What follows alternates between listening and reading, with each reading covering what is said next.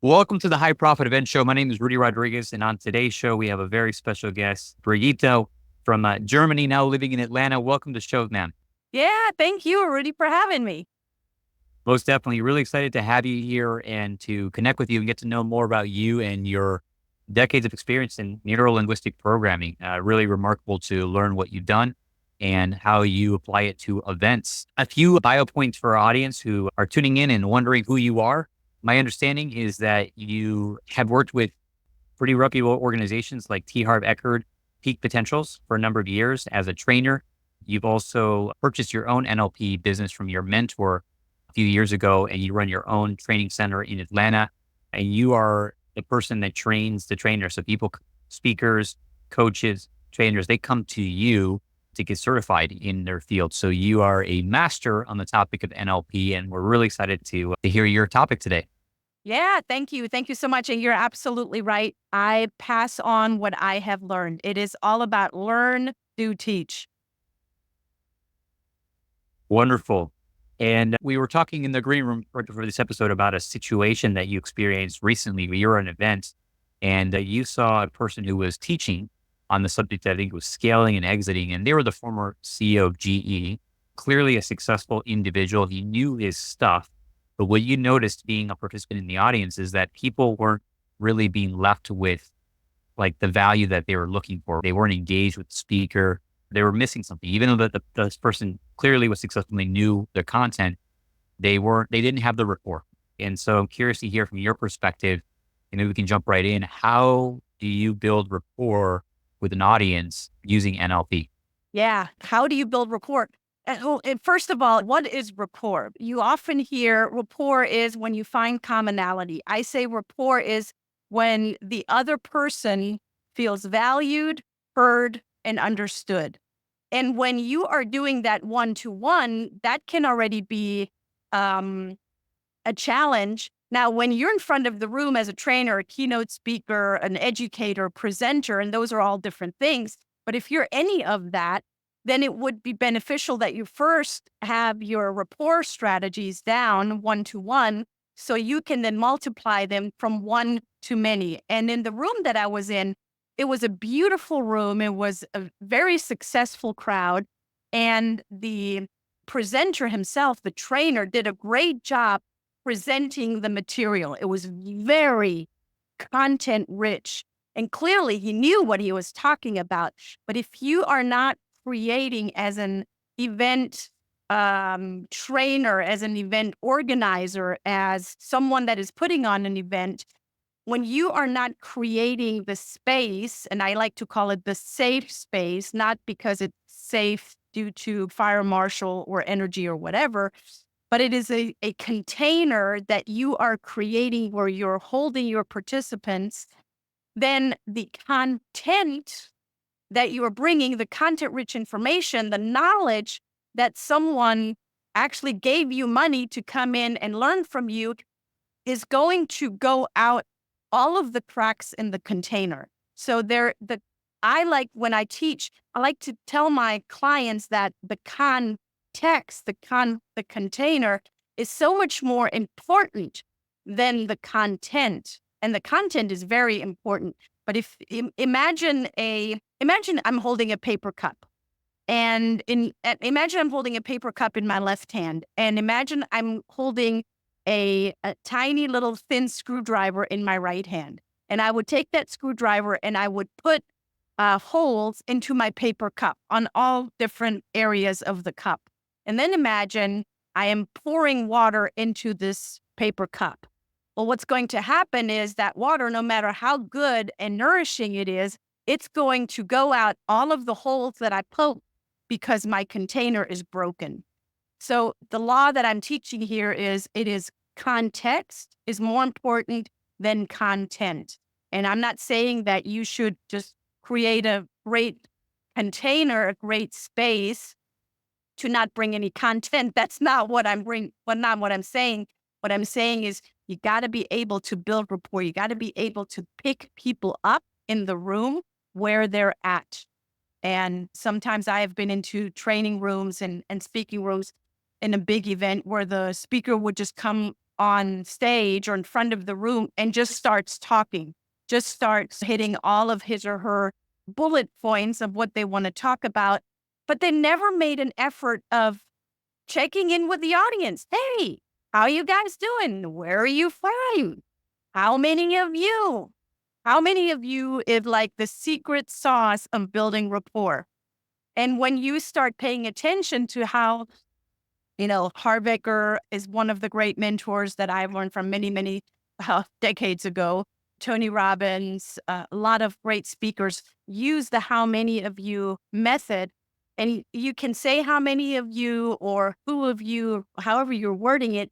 The importance is that you are picking people up where they're at, that you are building rapport with them, that they feel that you, that is standing in front of the room or on stage, is actually interested in you. And when you are interested in others, then others will be interested in you as well. Yeah, I appreciate you sharing that. The most important thing is you must build rapport and with people where they're at. I took a note, say many of you is a secret sauce for rapport building. I'm curious, can you maybe expand on that a little bit, or maybe some of the specific things that to do for an event leader to build rapport? Yeah. So the first thing is you come in front of the room. Let's just say you come on stage. We'll use stage if you have one or not, just the front of the room. Before you say anything, you want to plant yourself. You want to be really present to what is going on in the room. And what I came into a exercise with every time I go in front of a room and every time I go on stage, I check my own stuff at the door. Now, that does not mean actual bags or anything. That actually means anything that's going on in my mind, because we have life going on outside of being in front of a room. But when you can let your ego, check your ego at the door, let your stuff be at the door and make it about the people that are in front of you, you're going to get so much more on the back end out of your event than you can ever imagine.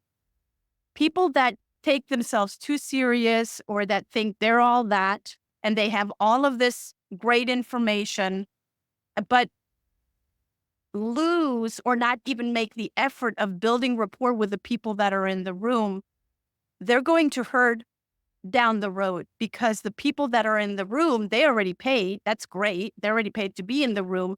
But then are they coming back? And who are they bringing when they're coming back? And who else are they telling? You said it earlier, Rudy, you want to have raving fans. Who are they telling? Who else are they telling them about your event or how great you are, what they have learned and what they've walked away with? And often what people walk away with from your event is how you made them feel. How do they feel of what they learned? How do they feel that they can actually implement the information that they learned from you? Or did you just stand in front of the room and just went completely, I like to call it Hartsfield, which is our airport here in Atlanta, over their head? You just kind of went completely over their head and did not pick them up. So another law that I teach is expert modeling. And expert modeling is you as an event person start paying attention to what the great people that you want to model are doing that works really, really well. Plant yourself in front of your audience. When I say planned, I don't mean with ego. I mean plant yourself humbly with both legs on the floor and just scan the room and smile. That's the first thing that I always do when I'm in front of the room. Scan the room and smile and nod and acknowledge. If I have time, I'm actually in the room early and I shake hands with folks. Not everyone, but I fist bump, handshake. How are you doing? Acknowledging people. People want to be seen and heard and felt. Give them that opportunity to be seen, heard, and felt. And then I welcome everyone. And then I tell them, today you're going to learn how to build rapport with your audience. And how does NLP help you build rapport with your audience? Rapport building is actually one of the original strategies of neuro-linguistic programming, and all of the other strategies built upon that. So expert modeling is a big piece in that. And I want to encourage you that you are looking at other experts that you can model from, because when people are in the room, they also see you as the expert, and then they want to model what you're doing. And when you're doing it right, they're going to come back and they're going to throw their credit card at you and say, whatever it is that you have, I want it because you're doing a great job doing it. So planting yourself, being present, scanning the room, making people feel welcome and seen and heard and felt and understood. That is the most important part. And then you can start asking, how many of you, you've heard this before, come on. How many of you are, when I'm doing an event in Atlanta, how many are from Atlanta? How many of you are from inside the perimeter? How many of you are outside the perimeter? If you see my hand motions, the how many of you is on one side and the other how many of you is on the other side. That's called tonal marking and analog marking. Those are master strategies of NLP. So you start learning, putting all of those things together in your tonality, putting things into space, and really making people part of what you're about to deliver.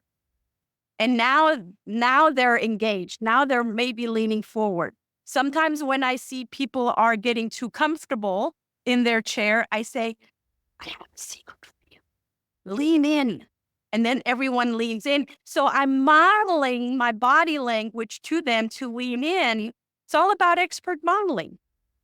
When I see that the majority of the room is starting to drift, I'll do a pattern interrupt. I'll say, everyone, please get on your feet. And everyone stands up. If people are not standing up or they're not following what you are saying, that is immediate confirmation that you have no rapport. When people are not, when you say, all right, everyone, please take out a pen and a paper and start taking notes, and people are not doing it, that is a confirmation that you need to do a better job in building rapport. So how do you do that? You can put them in an exercise. You can say, all right, from the last 5 things that I shared with you, what's one thing that really stands out? Take a minute and write that down right now. And then I have writing music, and then people are writing out, oh, I really like what she said about expert modeling. Let me write that down. So what does that do? That anchors in what I said 5 minutes ago. It gives them an opportunity to reconnect with me and the things that I taught, and it gives them an opportunity to actually capture it. And then I say, okay, 1 minute's up. Thank you so much. I always thank them when I give a command, you want to thank them. Now, turn to your partner to the left, or turn to your partner to the right, or turn to your partner to the back, however you want to do it, and share with them within 10 seconds what you have learned. What was that one thing that you wrote down? And then you want to make sure that you keep your time. And then after 10 seconds, you can say, thank your partner, give them a high five, and let's come back and continue. Maybe you want to do a group share. If you have time, you can do a group share of 1 to 2 people that want to share what they have learned, and then you thank them, and then you move on to the next topic that you want to teach. Now you have recreated a foundation of rapport because you gave people the opportunity to think about, what is it that I have taught? Ooh, and by the way, she did that. She's probably going to do that again, so I might as well pay attention because I really want to get something out of it because I paid for this event. So I want to walk away with a lot of value and information. So that is the confirmation of rapport, the expert modeling, the creating a great container versus then just having great information. Yeah, that's wonderful. I've taken a page of notes here as you were speaking. To model what you were just sharing here, my takeaway is ultimately, how do they feel, right? Are they connected? Do they feel like there's trust or just rapport? Or do we just go over their heads and is there disconnection or disassociation? And modeling begins from the moment that you take the stage, right? As being on the stage, you are the expert, and taking the time to pause, connect, told them, ask them where you're from, getting them to raise their hands and engage before attempting to just jump right into the content. And I like that specific exercise that you shared. Hey, if you feel like you're losing them, you can lean in, do exercises. One specific thing that I actually found myself doing in many conferences. Now I understand the NLP association with it, pausing to the partner next to them, sharing one quick thing, 10 seconds, and then coming back, right? It actually builds rapport with the speaker and increases engagement with the speaker, as well as reinforces their learning. So that was great insight for Yeah. me. And it connects people in the room too, because often the person that's sitting beside you or behind you is not connected to you.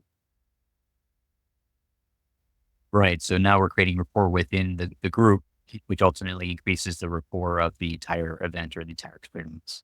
Yeah, exactly. Think about how that, if you would create a net by just adding strings from the stage to the one person in the front of the room, and then they're talking to the person next to them. So there's another string and they're talking to the person behind them. And suddenly you have that network. You have a net that is throughout the participants, and they're starting to form a unity rather than just being individuals scattered here and there. And you're part of that one individual. You want to create a unity. And when you have a unity, it feels, the feeling is of belonging, and people want to belong. Yeah, people want to belong. I like that. That's a good takeaway for me here too. I appreciate you speaking on this topic. I recently did a speaker training myself called Engage from Your Stage with Scott Demore, and he shared a syntax with us. And basically 40% of a talk is designed to build trust and rapport with the audience. So you get some very tangible, specific ways that you go about doing it that I think will be very helpful to reinforce for our listeners. It's the simple things like dribbling the basketball and shooting a layup and a free throw, right? But if you can't do it, you can't do anything else, right? That's right. Yeah, that's absolutely it. You got to know, and that's why the context is so important. You got to know how to do it and not just what to do or what to say. Yeah, thank you for sharing that. And I'm sure our listeners are probably curious at this point. Hey, how can they learn more about NLP and how I can use NLP to continue to build rapport? What's the best way for our listeners to learn more and continue their education on this particular topic? I think you have a resource for them, don't you? Yeah, I do. I brought a gift and I already shared a few topics or a few items from that gift. I have the success loss checklist. So get the success loss checklist. They're called NLP success loss. And Rudy, I think you're going to share the link in the show notes.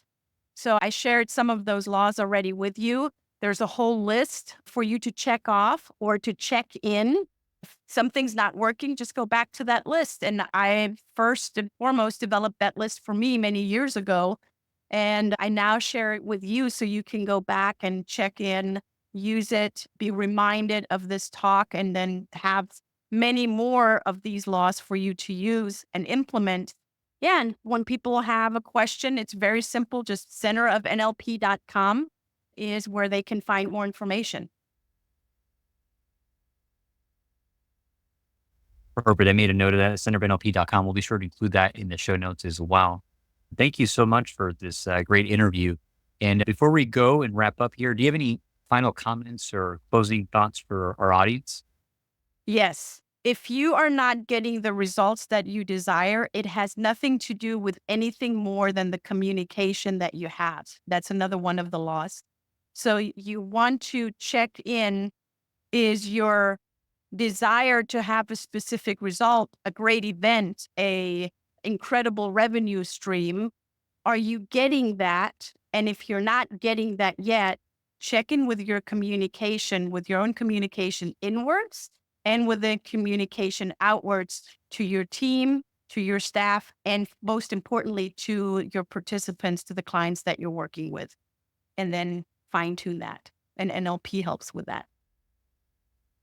Excellent. Thank you so much again for those final tips. Appreciate you very much. And for our listeners, definitely go download the free resource and check her out if you want to learn more about NLP. I know I'm definitely much more curious now than I ever have been for NLP. So thank you for sharing this with me. Yeah. Thanks, Rudy. Thanks for having me.